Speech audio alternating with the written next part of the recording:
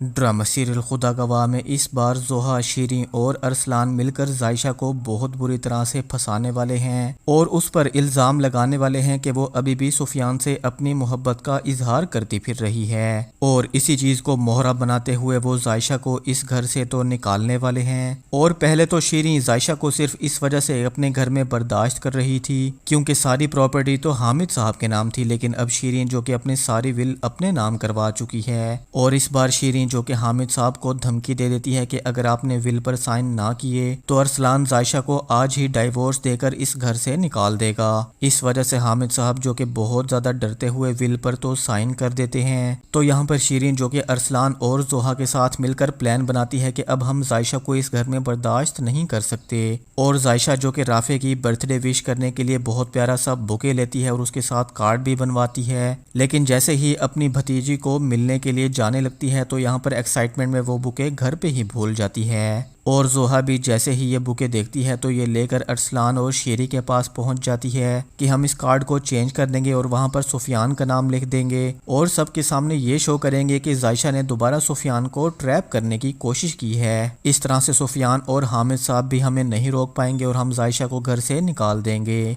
और next episode की मुकम्मल कहानी में आप लोग देखेंगे अरीशा जो कि जायशा को कॉल करके मना कर देती है कि तुमने मेरी बेटी के बारे में मामा को बिल्कुल भी नहीं बताना क्योंकि मॉम ना मुझे और राफे को बिल्कुल भी पसंद नहीं करती, वो मेरी बेटी को भी बर्दाश्त नहीं करेंगी। तो जायशा भी कहती है कि ठीक है भाभी आप फिक्र मत करें, मैं कोई और बहाना बना कर आ जाऊंगी। और फिर यहाँ पर जायशा जो कि अच्छे से तैयार होकर अपनी भतीजी को मिलने के लिए घर से निकलने लगती है तो जोहा उसके पास पहुंच जाती है। उसका मजाक बनाते हुए कहती है कि इतनी बन सवर के तुम कहाँ जा रही हो, देखो जोहा मेरे रास्ते में आने की कोशिश मत करो, मैं कहीं भी जाऊं तुम्हें इससे क्या प्रॉब्लम है। और जायशा ये कहते हुए तो वहां से चली ही जाती है, लेकिन उसने जो अपनी भतीजी के लिए प्यारा सा बुके लिया था वो घर पे ही भूल जाती है। और यहाँ पर जोहा, अरसलान और शेरी मिलकर यहाँ पर कार्ड को चेंज कर देते हैं और उसमें मेंशन कर देते हैं कि dear Sufiyan I wish you a very happy birthday, मैं तुमसे अब भी बहुत ज़्यादा मोहब्बत करती हूँ। और फिर जोहा जो कि ये कार्ड और बुके लेकर सुफियान के रूम में रख देती है और फिर सुफियान जैसे ही ऑफिस से घर वापस आता है तो जोहा उसके सामने वो कार्ड और बुके शो करती है और उसे कह देती है कि तुम्हारी वजह से ही ये सब हो रहा है, तुमने ही जायशा को इतनी इंपॉर्टेंस दी है कि तुमसे वो ये सब कह रही है। मैं तो तुमसे पहले ही कह रही थी कि जायशा की अब भी तुम्हारी तरफ नजरें बिल्कुल भी ठीक नहीं हैं, लेकिन तुम्हें ही मेरी बात का यकीन नहीं था ना, आज अपनी आंखों से देख लो।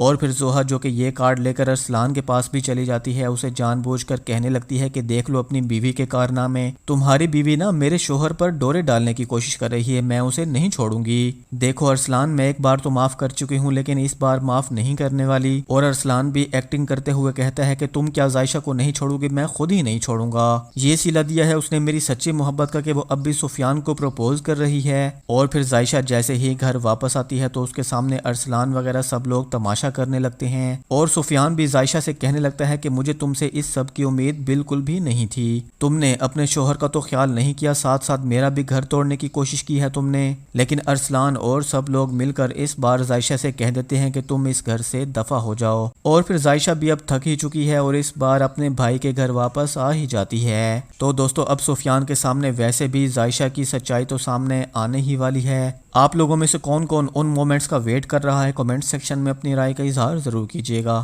Thank you.